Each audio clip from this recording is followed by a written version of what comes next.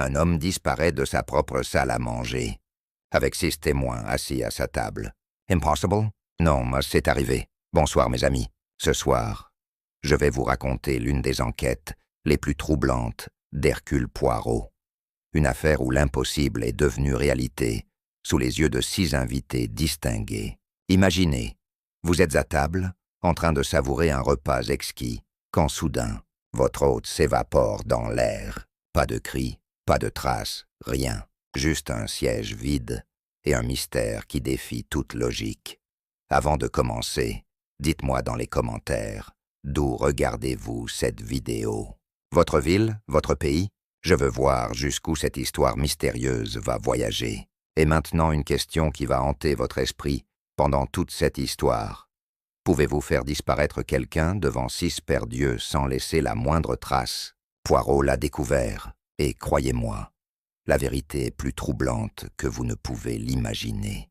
Alors, installez-vous confortablement, éteignez les lumières si vous l'osez, et préparez-vous à entrer dans le monde tortueux du crime parfait, ou presque, car là où il y a Hercule Poirot, il n'y a pas de secret qui reste enterré.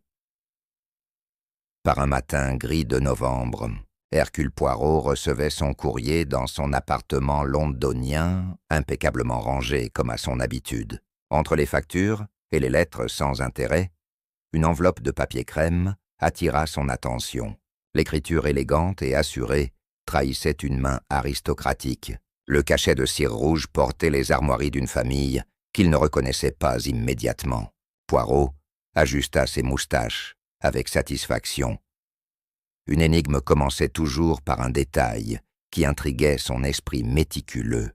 La lettre provenait d'un certain Monsieur Édouard Renaud, propriétaire du manoir de Bellevue dans le Sussex. L'homme écrivait avec une courtoisie exquise, mais ses mots portaient une urgence à peine dissimulée. Il invitait Poirot à un dîner intime le samedi suivant, en compagnie de 5 autres convives soigneusement sélectionnés. La raison de cette invitation demeurait vague, presque délibérément obscure. Renaud mentionnait seulement qu'il avait besoin de la présence d'un esprit observateur pour une question de la plus haute importance. Poirot relut la lettre 3 fois, comme il le faisait toujours avec les documents suspects.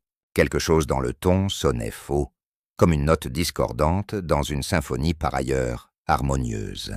Pourquoi un homme qu'il n'avait jamais rencontré l'inviterait-il à un dîner avec des inconnus?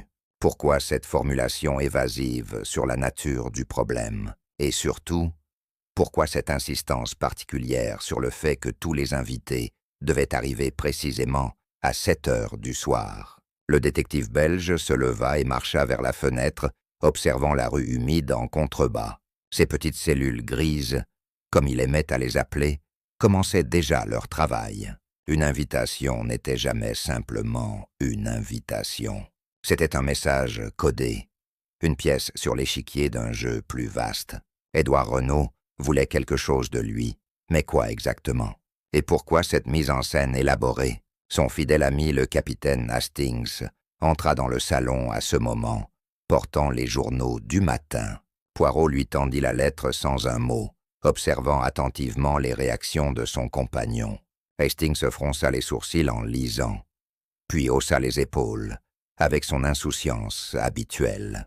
Pour lui, c'était simplement une invitation à dîner chez un admirateur fortuné. Mais Poirot savait mieux. 30 années d'expérience lui avaient appris à reconnaître l'odeur du mystère. Le reste de la semaine s'écoula dans une atmosphère d'anticipation croissante. Poirot fit des recherches discrètes sur Édouard Renaud. L'homme était un industriel prospère, veuf depuis 5 ans, sans enfant. Il vivait seul dans son manoir, avec une petite équipe de domestiques. Sa réputation était irréprochable, ses affaires florissantes. Rien dans son passé ne suggérait le moindre scandale ou la moindre intrigue. Cela rendait cette invitation d'autant plus mystérieuse. Le samedi arriva enfin, couvert et venteux. Poirot se prépara avec son soin habituel, choisissant son costume le plus élégant et astiquant ses chaussures, jusqu'à ce qu'elles brillent comme des miroirs. Hastings, qui l'accompagnait, le regardait avec amusement. Comment son ami pouvait-il accorder tant d'importance aux détails vestimentaires quand une énigme l'attendait? Mais Poirot savait que l'apparence était une forme de respect, et le respect ouvrait des portes que la négligence fermait. Le train pour le Sussex partit à 4 heures précises de la gare Victoria. Durant le trajet, Poirot resta silencieux, perdu dans ses pensées. Par la fenêtre défilait la campagne anglaise, ses collines verdoyantes maintenant teintées des couleurs automnales. Hastings tentait de faire la conversation, spéculant sur ce que Renaud pouvait bien vouloir. Mais Poirot répondait par monosyllabes. Son esprit était déjà au manoir, imaginant les scènes possibles, les personnages, les motivations cachées. Ils descendirent à la petite gare de Bellevue-sur-Mer, à 6h30. Une automobile élégante les attendait, conduite par un chauffeur en livrée impeccable. L'homme était taciturne, répondant à peine aux questions polies de Hastings. Le trajet jusqu'au manoir dura 15 minutes, à travers des routes sinueuses, bordées d'arbres dénudés. Puis, au détour d'un virage, le manoir de Bellevue apparut. Une imposante demeure victorienne, perchée sur une colline. Ses fenêtres illuminées perçant l'obscurité naissante, comme des yeux vigilants. Poirot observa la façade avec attention. Dans quelques heures, ces murs seraient le théâtre d'un événement qui défierait toute logique. Mais cela, il ne le savait pas encore. La grande porte du manoir s'ouvrit avant même que Poirot ne puisse sonner. Un majordome âgé, au visage austère et aux manières impeccables, les accueillit avec une révérence cérémonieuse. L'intérieur du manoir respirait l'opulence discrète, boiserie sombre, portraits d'ancêtres sévères, et un lustre en cristal qui jetait des ombres dansantes sur les murs. L'atmosphère était celle d'une autre époque, figée dans un respect presque religieux du protocole. Poirot nota immédiatement que tous les domestiques visibles semblaient nerveux, leurs gestes légèrement trop précis, comme s'ils répétaient un rôle appris par cœur. Le majordome les conduisit au salon, où les autres invités étaient déjà rassemblés. 5 personnes se tenaient par petits groupes, un verre à la main, conversant à voix basse. L'ambiance était étrangement tendue pour une réception mondaine. Les sourires semblaient forcés, les rires un peu trop rapides pour être authentiques. Poirot balaya la pièce du regard, cataloguant chaque détail, chaque visage, chaque geste révélateur. La première personne à s'approcher fut une femme d'une 40aine d'années, élégante dans sa robe de soirée émeraude. Elle se présenta comme Madame Sylvie Duchamp, artiste peintre venue de Paris pour l'occasion. Ses yeux verts brillaient d'une intelligence aiguë, mais aussi d'une méfiance évidente. Elle serra la main de Poirot avec une fermeté surprenante, l'observant comme si elle cherchait à capturer son essence pour un portrait futur. Hastings remarqua qu'elle portait une bague, ornée d'une émeraude massive, qui semblait valoir une fortune. Un homme corpulent, au visage rubicond, s'avança ensuite, se présentant comme Monsieur Auguste Mercier, négociant en vin de Bordeaux. Son accent du sud-ouest était prononcé, ses manières joviales, presque excessives. Il rit bruyamment à ses propres plaisanteries, mais Poirot nota que ses yeux restaient froids, calculateurs.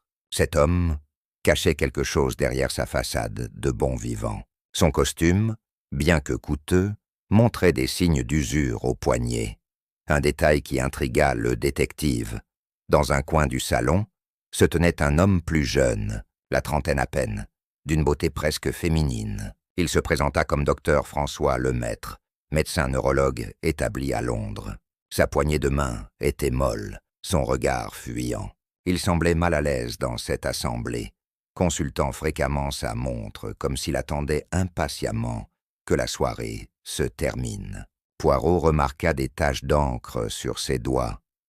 Cet homme écrivait beaucoup, peut-être tenait-il un journal. Une femme plus âgée, aux cheveux argentés coiffés en chignon strict, s'approcha ensuite avec une dignité tout aristocratique.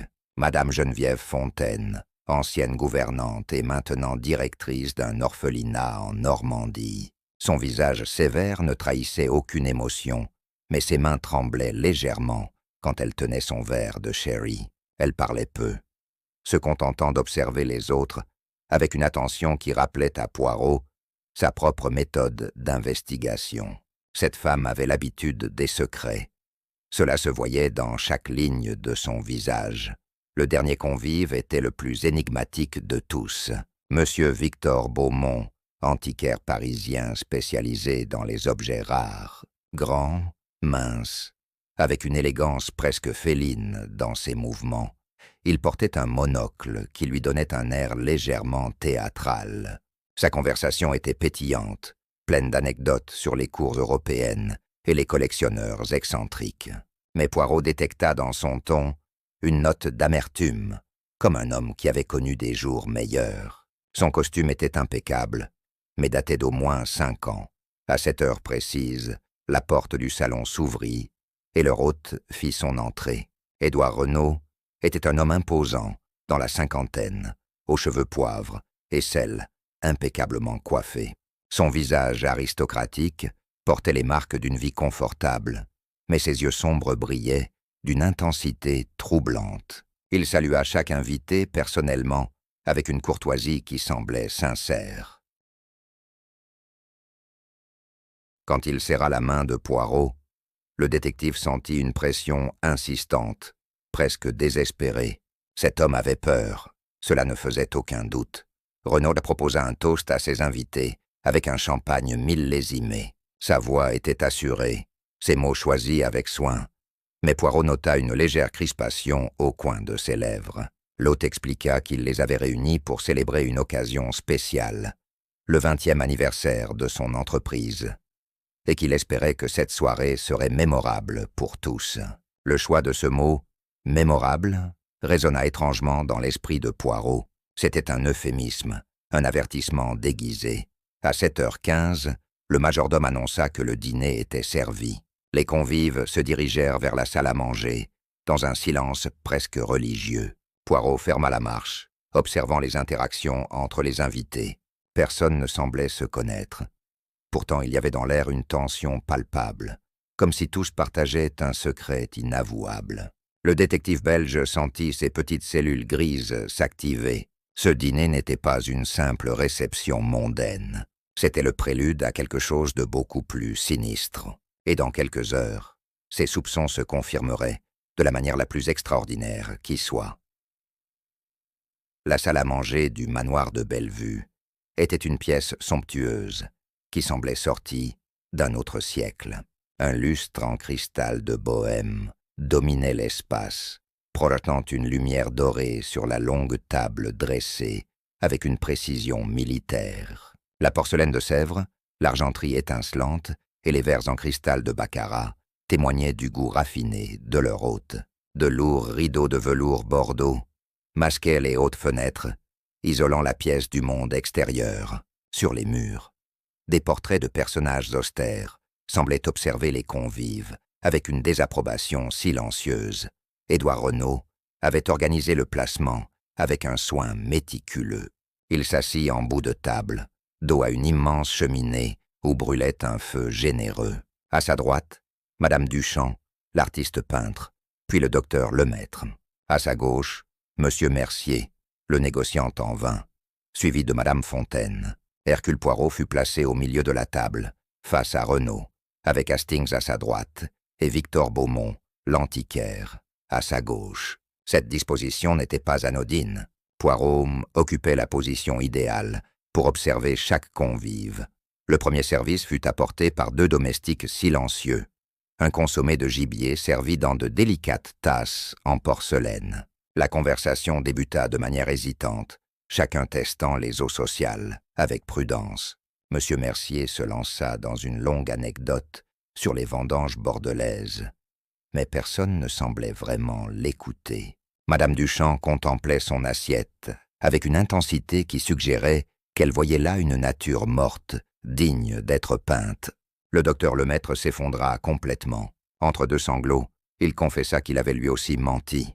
Ce jour-là, terrifié par les menaces d'Édouard de le dénoncer au Conseil de l'Ordre, il était venu au manoir avec l'intention désespérée de le supplier, de lui offrir tout l'argent qu'il pourrait rassembler. Il se souvenait avoir sonné à la porte principale, mais personne n'avait répondu. Il avait fait le tour du manoir, cherchant une entrée, un signe de vie. Rien. Comme si la demeure était abandonnée. Il était finalement reparti, plus terrifié encore. Madame Duchamp regarda Poirot droit dans les yeux. Elle n'avait pas été à Paris comme elle l'avait prétendu. Elle était venue au manoir, consumée par un mélange de rage et d'amour désespéré. Elle voulait confronter Édouard une dernière fois, lui faire comprendre la douleur qu'il avait causée, mais elle non plus n'avait pu entrer. Les portes étaient fermées, les rideaux tirés. Elle était restée dans le jardin pendant des heures, espérant l'apercevoir. En vain. Elle était repartie au crépuscule, le cœur brisé mais sans avoir commis l'irréparable. Victor Beaumont eut un rire amer. Lui aussi avait menti. Il était désespéré à l'idée de voir sa réputation détruite, sa carrière anéantie. Il était venu au manoir, avec une proposition. Il rendrait l'argent en plusieurs versements. Mais Édouard devait accepter de garder le silence sur l'affaire des fausses pièces. Il avait frappé à la porte pendant une demi-heure. Personne. Il avait même essayé d'entrer par une fenêtre du rez-de-chaussée. Mais elles étaient toutes verrouillées. Le manoir était silencieux comme un tombeau. Poirot leva la main pour arrêter les confessions. Un sourire énigmatique jouait sur ses lèvres. Il se tourna vers Jappe et déclara d'une voix calme, mais chargée de signification. « Vous voyez, mon ami, 5 personnes, 5 alibis différents, mais une constante. Tous sont venus au manoir, le jour de la disparition d'Édouard Renaud. Tous l'ont cherché, et aucun ne l'a trouvé. C'est très intéressant, n'est-ce pas ?» L'inspecteur fronça les sourcils, ne voyant pas encore où le détective voulait en venir. Le détective belge continua son raisonnement. 5 personnes, avec des mobiles différents, toutes présentes sur les lieux, le jour fatidique. La police avait conclu à une mort accidentelle, faute de preuves, mais Émile Renaud n'y avait jamais cru. Il avait raison de douter, car la vérité était plus complexe, plus tordue qu'une simple disparition. Poirot s'approcha de la fenêtre et contempla le parc plongé dans l'obscurité. Quelque part là-bas, peut-être, se cachait la clé du mystère, mais il lui manquait encore une pièce essentielle du puzzle. Il se retourna brusquement vers les convives. « Il nous manque une personne », déclara-t-il. « 5 d'entre vous ont avoué être venus au manoir ce jour-là, mais vous étiez 6 autour de la table ce soir. Monsieur Beaumont, j'attends votre vraie histoire, car je suis certain que vous aussi, vous avez menti, et peut-être que votre mensonge est le plus important de tous. » Tous les regards se tournèrent vers l'antiquaire, qui pâlit visiblement. Beaumont résista un moment, puis capitula. D'une voix à peine audible, il admit qu'il n'était pas simplement venu négocier ce jour-là. Il était venu avec quelque chose de beaucoup plus dangereux, une arme, non pour tuer Édouard, se défendit-il, mais pour le menacer, le forcer à accepter ses conditions. Il était désespéré, ruiné, au bord du suicide. Mais quand il était arrivé au manoir, comme les autres, il avait trouvé porte close. Il avait attendu des heures, caché dans les buissons, guettant le retour d'Édouard. Mais personne n'était venu. À la tombée de la nuit, il était reparti, son arme inutilisée. Poirot hocha la tête, lentement. 6 personnes, 6 mensonges, 6 alibis qui s'effondraient. Et pourtant, paradoxalement, cela rendait le mystère encore plus profond, car si tous étaient venus au manoir, et qu'aucun n'avait trouvé Édouard, que s'était-il passé? Où était-il? Et comment avait-il disparu? Le détective sentait qu'il approchait de la vérité, mais elle restait juste hors de portée, comme une ombre insaisissable qui dansait aux limites de sa compréhension. Il allait falloir creuser plus profond, remonter plus loin dans le passé, car les secrets les plus sombres sont souvent enterrés sous des couches de mensonges accumulés pendant des années. L'aube pointait derrière les fenêtres de la bibliothèque quand Poirot demanda qu'on lui apporte la boîte contenant les documents d'Émile Renaud. Jappe la fit chercher et la posa sur la table devant le détective. Poirot l'ouvrit avec précaution et commença à examiner son contenu. Les lettres d'accusation, les preuves contre chaque convive, mais aussi d'autres documents que Renaud n'avait pas eu le temps de révéler. Parmi eux, une vieille photographie jaunie attira son attention. Il la brandit à la lumière et fronça les sourcils. La photographie montrait deux hommes identiques, les jumeaux Renaud, Édouard et Émile, dans leur jeunesse. Ils se tenaient côte à côte, souriant à l'objectif. Physiquement, impossible à distinguer. Poirot examina longuement cette image. Puis soudain, ses yeux s'élargirent. Ces petites cellules grises venaient de faire une connexion cruciale. Il se tourna vers le majordome qui attendait dans un coin de la pièce et lui posa une question qui sembla étrange à tous. « Dites-moi, depuis combien de temps servez-vous dans ce manoir ?» Le majordome répondit qu'il était au service de la famille Renaud depuis 35 ans. Il avait connu les jumeaux depuis leur enfance. Poirot hocha la tête et posa une autre question. « Et vous pouviez les distinguer facilement ?» Le majordome hésita, puis admit que non, pas vraiment. Même lui, qui les voyait quotidiennement, se trompait parfois. Ils étaient identiques en tout point. Même voix, même manière, même écriture. Seule une petite cicatrice au sourcil gauche permettait de distinguer Édouard d'Émile. Mais même cette cicatrice était presque invisible. Poirot se leva brusquement, l'excitation brillant dans ses yeux. Il demanda au majordome de décrire précisément les événements du jour de la disparition d'Édouard. Il y a 20 ans, le vieil homme fouilla dans sa mémoire. Ce matin-là, M. Édouard avait pris son petit déjeuner seul, comme d'habitude. Il semblait nerveux, préoccupé. Il avait donné l'ordre qu'on ne le dérange sous aucun prétexte et s'était enfermé dans son bureau. Vers midi, il avait sonné pour demander qu'on lui monte un plateau, mais personne ne devait entrer. Le plateau avait été déposé devant la porte. En fin d'après-midi, le majordome était retourné chercher le plateau. Il avait trouvé la porte du bureau encore fermée. Il avait frappé, appelé, mais pas de réponse. Inquiet, il avait finalement fait forcer la porte. Le bureau était vide, la fenêtre verrouillée de l'intérieur. Aucune trace de M. Édouard. C'était exactement la même scène que celle qui s'était reproduite ce soir avec M. Émile. La même disparition impossible, dans la même pièce, avec les mêmes conditions. Poirot ferma les yeux, assemblant les pièces du puzzle dans son esprit. Le détective se tourna vers les 6 convives épuisés. « Mes amis, déclara-t-il d'une voix grave, je vais vous raconter une histoire de 2 frères jumeaux, liés par le sang mais séparés par un secret terrible. Il y a 20 ans, vous êtes tout venus au manoir avec vos griefs, vos menaces, votre désespoir. Mais aucun de vous n'a tué Édouard Renaud. Vous savez pourquoi? Parce qu'Édouard Renaud était déjà mort quand vous êtes arrivés. Mort depuis plusieurs jours, en réalité. » Un silence stupéfait accueillit cette déclaration. Madame Duchamp porta une main à sa bouche. Mercier secoua la tête avec incrédulité. Poirot continua, implacable. Édouard Renaud est mort de cause naturelle. Une crise cardiaque, très probablement, alors qu'il était seul dans le manoir. Son frère jumeau Émile a découvert le corps, et là, une idée terrible a germé dans son esprit. Une idée qui lui a permis de résoudre tous ses problèmes en un seul geste audacieux. Il a fait disparaître le corps de son frère et a pris sa place. Les convives écoutaient, fascinés et horrifiés. Poirot expliqua que les jumeaux étaient identiques en tout point. Émile connaissait tous les secrets de son frère, ses affaires, ses relations. Il lui suffisait de se faire passer pour Édouard, pour hériter de sa fortune, de son entreprise, de sa vie. La disparition mystérieuse d'Édouard serait classée comme un accident ou un suicide. Personne ne saurait jamais qu'il s'était agi d'une mort naturelle, suivie d'une usurpation d'identité. C'était le crime parfait, un crime sans victime apparente, sans meurtrier, sans mobile évident. Mais, continua Poirot, Émile avait sous-estimé la culpabilité.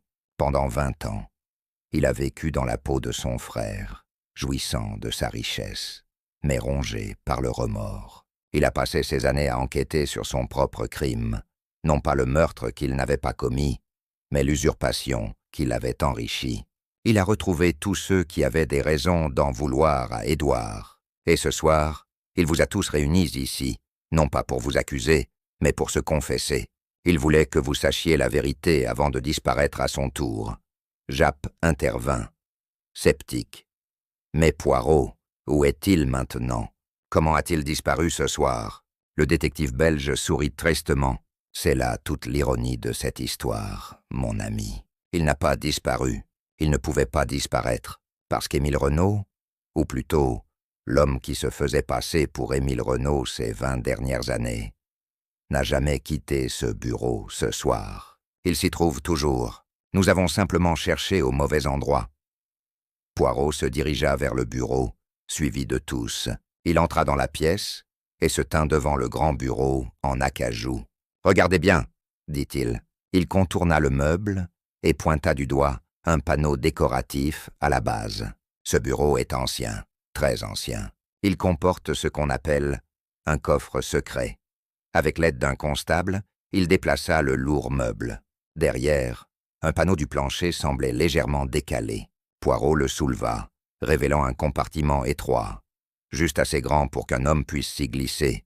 Dans ce compartiment, recroquevillé dans une position fétale, gisait le corps d'Émile Renaud. Il n'y avait pas de blessure visible, pas de sang. Sur son visage, une expression de paix étrange. Près de sa main, une fiole vide. Poirot la ramassa délicatement et la renifla. « Cyanure », murmura-t-il. Il a choisi de mourir comme il avait vécu ces 20 dernières années, caché, secret, dans un espace confiné qui ressemblait à un tombeau. C'est son châtiment auto-infligé, sa manière de racheter son crime. Il s'est condamné à disparaître exactement comme son frère avait disparu. Mystérieusement, dans une pièce fermée, laissant le monde perplexe. Les jours qui suivirent la découverte du corps d'Émile Renaud furent remplis de révélations et de remises en question. Le médecin légiste confirma que la mort était bien due à un empoisonnement au cyanure, auto-administré. Dans le compartiment secret, aux côtés du corps, on découvrit une longue lettre manuscrite. Les confessions complètes d'Émile Renaud. Le document faisait plus de 50 pages et racontait dans les moindres détails la tragédie des 2 frères jumeaux. C'était un texte bouleversant qui tenait à la fois du testament, de l'aveu et de l'œuvre littéraire. Dans cette lettre, Émile expliquait comment tout avait commencé. Édouard et lui avaient toujours été proches, mais aussi cruellement compétitifs. Édouard avait hérité de l'entreprise familiale et de la fortune, simplement parce qu'il était né 10 minutes avant son frère. Cette injustice du destin avait creusé un fossé entre eux au fil des années. Émile était devenu amer, jaloux, rongé par le sentiment d'avoir été dépossédé de ce qui lui revenait de droit. Il avait gaspillé sa vie dans des entreprises hasardeuses, accumulant les dettes et les échecs. Un matin de novembre, 20 ans auparavant, Émile était venu au manoir pour emprunter de l'argent à son frère. C'était une démarche humiliante qu'il avait faite des dizaines de fois. Mais cette fois, il avait trouvé Édouard effondré dans son bureau, victime d'une crise cardiaque massive. Le médecin que Poirot avait interrogé plus tard confirma qu'Édouard souffrait d'une maladie cardiaque grave qu'il cachait à tous. La mort avait dû être instantanée, sans souffrance. Émile était resté seul avec le cadavre de son frère. Et c'est à ce moment que l'idée terrible avait germé dans son esprit. Personne ne savait qu'il était au manoir ce jour-là. Il était venu en secret par les chemins de traverse. Les domestiques avaient leur jour de congé. Édouard l'avait planifié ainsi pour avoir la maison pour lui seul. C'était l'occasion parfaite. Émile avait passé des heures à réfléchir, debout, devant le corps de son frère. Il pouvait appeler les autorités, annoncer le décès, pleurer son jumeau, ou il pouvait prendre sa place, hériter de tout ce qui lui avait été refusé par un caprice du destin. La tentation avait été trop forte pour son âme torturée. Le plan s'était mis en place avec une simplicité terrifiante. Émile connaissait l'existence du compartiment secret dans le bureau, un vestige de l'époque où le manoir servait de refuge pendant les guerres de religion. Il y avait caché le corps de son frère, enveloppé dans un drap. Plus tard, à la faveur de la nuit, Il l'avait transporté dans le parc et enterré dans un endroit qu'il était seul à connaître. Puis il avait mis en scène la disparition mystérieuse. La pièce fermée de l'intérieur, la fenêtre verrouillée, tous les détails qui feraient croire à une impossibilité. Les jours suivants, il était revenu au manoir en tant qu'Émile, le frère inquiet, cherchant son jumeau disparu. Il avait joué la comédie avec une perfection qui l'avait lui-même surpris. La police avait enquêté, mais sans corps, sans preuve de crime, l'affaire avait été classée. Progressivement, Émile avait pris en main les affaires de son frère, se présentant comme son exécuteur testamentaire temporaire. Et quand, après 7 ans, Édouard avait été légalement déclaré mort, Émile avait hérité de tout en tant que plus proche parent. Le tour était joué, mais la culpabilité était venue presque immédiatement, non pas pour avoir tué, car il n'avait pas tué, mais pour avoir volé une vie, pour avoir profité de la mort de son frère. Chaque jour passé dans la peau d'Édouard était un supplice. Il voyait son reflet dans les miroirs, et c'était le visage de son frère qui le regardait, accusateur. Il dormait dans son lit, mangeait dans sa vaisselle, signait de son nom. C'était une existence de mensonge perpétuel qui le rongeait de l'intérieur comme un cancer moral. Avec les années, l'obsession de la vérité avait pris le dessus sur le besoin de préserver son secret. Il avait commencé à enquêter sur les gens qui avaient eu des griefs contre Édouard, ceux qui auraient pu avoir des raisons de le tuer. C'était une forme étrange de pénitence. Enquêter sur un meurtre qui n'avait jamais eu lieu, chercher un coupable qui n'existait pas. Il avait retrouvé les 6 personnes réunies ce soir-là, documenté leurs mensonges, leurs secrets, leurs mobiles, non pour les accuser, mais pour leur montrer qu'ils étaient innocents, qu'ils n'avaient pas besoin de porter ce fardeau de culpabilité latente. La lettre se terminait par des excuses à tous ceux qui l'avaient trompé. Il expliquait que sa disparition cette nuit-là était sa manière de rétablir l'équilibre. Il avait volé 20 ans de vie qui ne lui appartenaient pas. Maintenant, il rendait cette vie de la seule manière qu'il connaissait, en disparaissant exactement comme son frère avait disparu. Une semaine après ces événements dramatiques, Poirot et Hastings étaient de retour à Londres, installés dans le confortable appartement du détective. Le capitaine préparait du thé pendant que son ami contemplait la rue par la fenêtre, perdu dans ses pensées. L'affaire du manoir de Bellevue avait laissé une impression étrange sur Poirot. Ce n'était pas un triomphe comme ses autres enquêtes, mais plutôt une méditation mélancolique sur la nature humaine et les conséquences des choix que nous faisons. Hastings posa une tasse fumante devant Poirot et s'installa dans son fauteuil préféré. Il demanda à son ami comment il avait deviné la vérité. Poirot sourit légèrement et expliqua que ce n'était pas une déduction fulgurante, mais l'accumulation de détails qui ne concordaient pas. D'abord, cette photographie des jumeaux qui lui avait rappelé à quel point ils étaient identiques. Ensuite, le fait que les 2 disparitions s'étaient produites exactement dans les mêmes circonstances, dans la même pièce. C'était trop similaire pour être une coïncidence. Le détective continua son explication. Quand tous les convives avaient avoué être venus au manoir le jour de la disparition d'Édouard et que personne ne l'avait trouvé, Poirot avait compris que l'homme était déjà mort à ce moment-là. Sinon, pourquoi aurait-il ignoré tous ces visiteurs qui avaient désespérément besoin de lui parler? Non, il était déjà mort, et quelqu'un avait caché son corps. Qui? Le seul qui aurait pu le faire sans éveiller les soupçons? Son frère jumeau, car qui remarquerait qu'Émile et Édouard étaient soudainement devenus une seule et même personne? Hastings hocha la tête, impressionné comme toujours par la logique impeccable de son ami. Mais il avait encore des questions. Comment Poirot avait-il su qu'Émile se cachait dans le compartiment secret du bureau? Le détective belge expliqua que c'était le seul endroit logique. Un homme ne peut pas disparaître d'une pièce fermée de l'intérieur, donc il n'avait pas disparu. Il était encore dans la pièce, caché. Les murs étaient solides, pas de passage secret. Le plafond était trop haut, restait le sol. Les vieux manoirs comme celui-ci étaient truffés de cachettes. C'était simplement une question de chercher au bon endroit.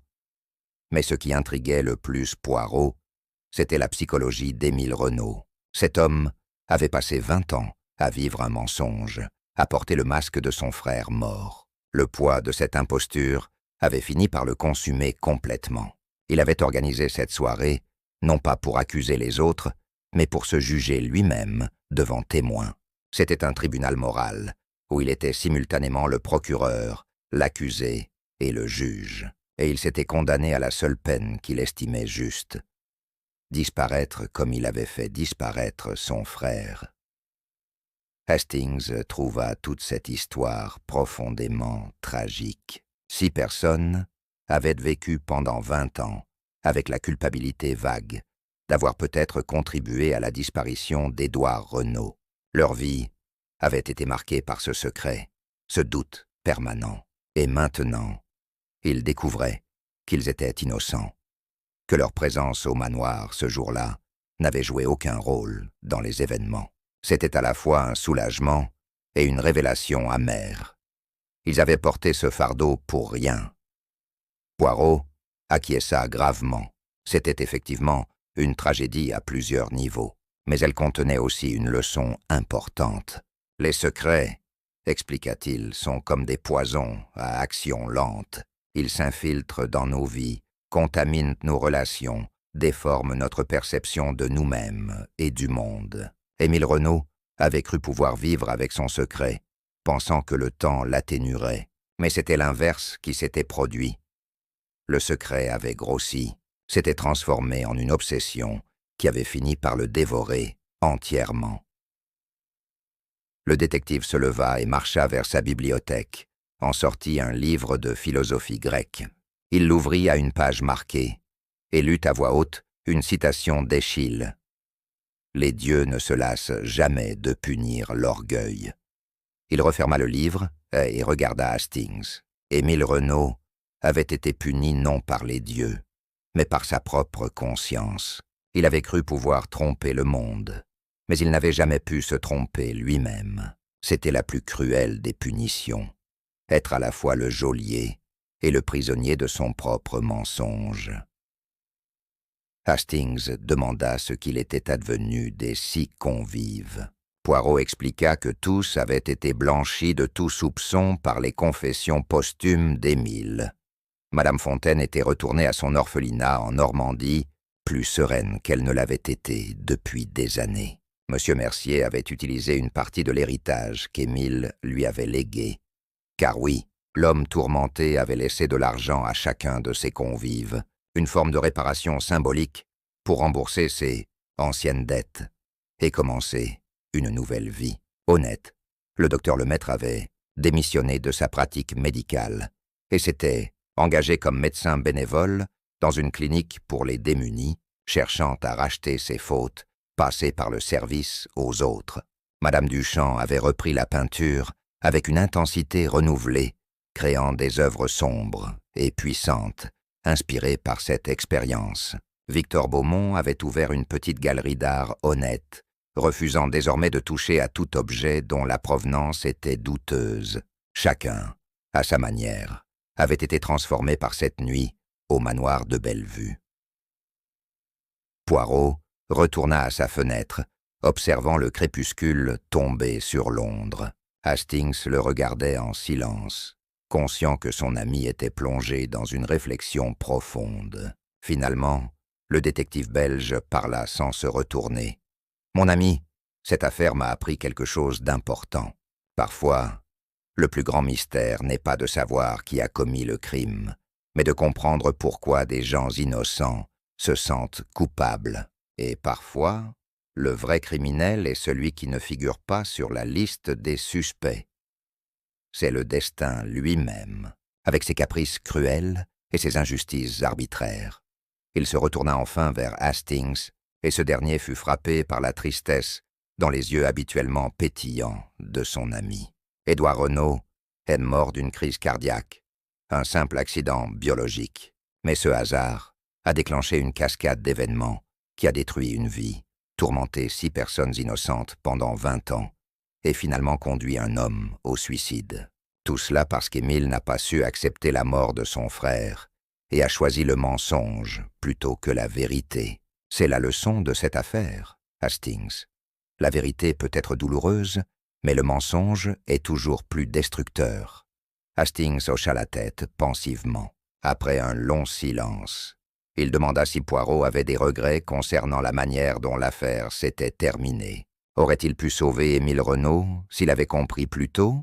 Le détective secoua la tête avec une expression résignée. Non, il ne pensait pas. Émile avait planifié sa mort avec autant de soin qu'il avait planifié sa vie de mensonge. La lettre, les révélations, la mise en scène finale. Tout était orchestré. C'était sa manière de reprendre le contrôle de son destin, de transformer sa mort en une forme d'art macabre. Le silence retomba dans l'appartement, ponctué seulement par le tic-tac de l'horloge murale. Dehors, les lampadaires s'allumaient un par un, chassant l'obscurité de la rue. Poirot et Hastings restèrent ainsi un long moment, chacun perdu dans ses pensées, méditant sur cette affaire extraordinaire qui leur avait rappelé que les mystères les plus profonds ne sont pas toujours ceux qui se résolvent par la logique et la déduction, mais ceux qui se cachent dans les replis tortueux de l'âme humaine. Finalement, Poirot brisa le silence avec une remarque qui fit sourire Hastings malgré la gravité du moment. « Mon ami, je crois que cette affaire mérite d'être racontée, mais quand vous l'écrirez, car je sais que vous l'écrirez, assurez-vous de bien mentionner que mes petites cellules grises ont fonctionné à la perfection. Et ajoutez aussi que mes moustaches étaient particulièrement bien astiquées ce soir-là. Les détails, mon cher Hastings, les détails sont essentiels. » Et sur cette note plus légère, la longue nuit de méditation prit fin. Les journaux londoniens racontèrent l'histoire pendant des semaines, la déformant progressivement jusqu'à en faire une légende urbaine sur les manoirs hantés et les disparitions mystérieuses. Mais ceux qui connaissaient la vraie histoire, Poirot, Hastings, Japp et les 6 convives, savaient que la réalité était à la fois plus simple et plus complexe que n'importe quel conte fantastique.